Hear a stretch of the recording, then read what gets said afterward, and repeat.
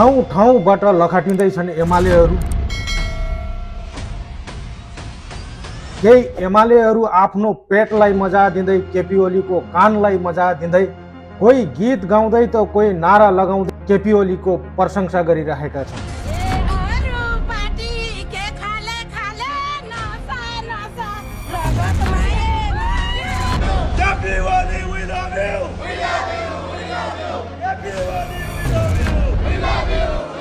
यो तारिफ सुनिसकेपछि केपी ओलीको घमण्ड झन बढ्दै गएको देखिन्छ। बाह्रमा होस् कि जहाँसुकै होस्, एमाले माथि हमला हुन्छ भने एमाले भाग्ने होइन, अनक्क फर्के। एमाले दिएको मासु र चिउरा रक्सीको वफादारी बनेर यी गरिब जनताहरूले केपी ओली जस्तो नेताको तारिफ गरेको सुन्दा मलाई साथीहरू एउटा गरिब गायक र अहंकारी घमण्डी राजाको कथाको याद आउँछ। यो कथालाई ध्यान दिएर सुन्नु होला। कुनै एउटा देशका राजा थिए। ती राजालाई लाग्थ्यो मेरो देशको जनताहरू सुखी छन्, सम्पन्न छन्, सबै कुरा मैले पुर्याएको छु र म यिनीहरूको भगवान बराबरको हुँ र यिनीहरूले जहिले पनि मेरो तारिफै गर्छन् भन्ने लाग्थ्यो। एक दिनको कुरा हो, उनको सल्लाहकार राजाको सल्लाहकार केही बाटोबाट गुज्रिरहेका थिए। दरबारको नजिकै एकजना भिखारी गीत गाउँदै भिख मागिरहेका दृश्य देखिन्छ।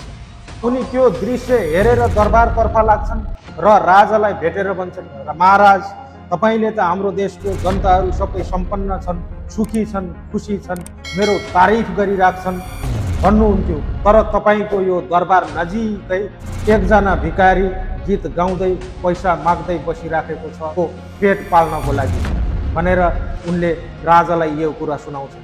र राजाले भन्छन्, ओहो त्यस्तो भिखारी छ मेरो दरबारको नजिकै, आज हाम्रो घरमा खानपानको व्यवस्था छ, पाहुनाहरू बोलाइएको छ, त्यो भिखारीलाई पनि बोलाऊ, उसको गीत पनि सुनौँ, हामी उसलाई चाहिँ के अरे केही व्यवस्था पनि गरौँ भनेर राजाले आदेश दिन्छन्।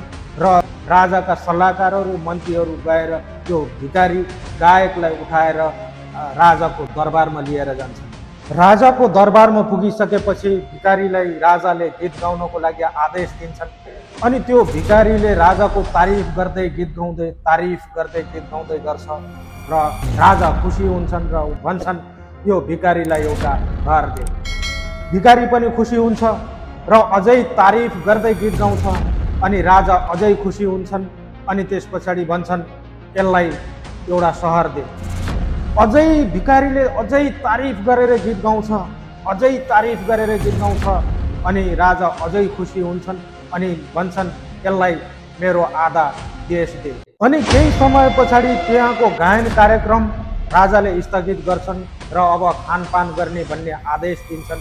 र त्यति बेला भिखारीले एउटा हातमा पेपर लिएर राजाको सामु गएर भन्छन्, महाराज तपाईँले मलाई एउटा घर दिनुभएको थियो, एउटा सहर दिनुभएको थियो र आधा देश दिनुभएको थियो। यो कागजमा मलाई अलिकति हजुरको सही चाहियो, यो सही गरेर दिनु होला भनेर भिखारीले भन्छन्। र राजाले अचम्म मान्दै भन्छन्, के तिमीले मेरो यति धेरै तारिफ गर्यौ, गीत गायो, तिमीले कागजमा लेखेर दिएका थियौ मलाई? नै थिएन।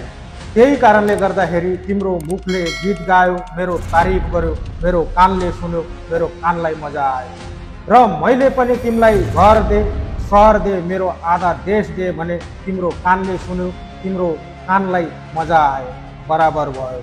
बरु अब तिमी पेटलाई मजा दिन्छौ भनेदेखि टन्न खाना खाऊ, तिम्रो पेटलाई मजा देऊ, अनि त्यस पछाडि घर जाऊ भनेर राजाले भन्नुभएछ। यो कथाबाट के बुझ्न सकिन्छ भने साथीहरू, हाम्रो देशको केपी शर्मा ओलीको तारिफ गर्नु भनेको र यी राजाको तारिफ गर्नु भनेको एउटै थियो। किनकि हाम्रो देशको राजनीतिमा अहिलेसम्म यति धेरै अहमताकारी र घमण्डी नेता र जनतालाई झुटमाथि झुट बोल्ने नेता यिनै केपी ओली मात्रै हो। यिनले केही वर्ष अगाडि मेरो सम्पत्ति जति सबै राज्यको नाममा दिइसकेको छु, मैले मेरो कुनै पनि सम्पत्ति आफूले अपचलन गर्न पाउँदिनँ भनेर जनता सामु भनेका पनि थिए। तर कतै पनि उनले आधिकारिक रूपमा लिखित रूपमा राज्यको नाममा उनको सम्पत्ति दान गरेका छैन। हस् त साथीहरू, आजको भिडियो यति नै। यस्तै भिडियो लिएर फेरि आउने छु। भिडियो मन पर्यो भनेदेखि लाइक, शेयर, कमेन्ट गरिदिनु होला। हस्त, नमस्ते।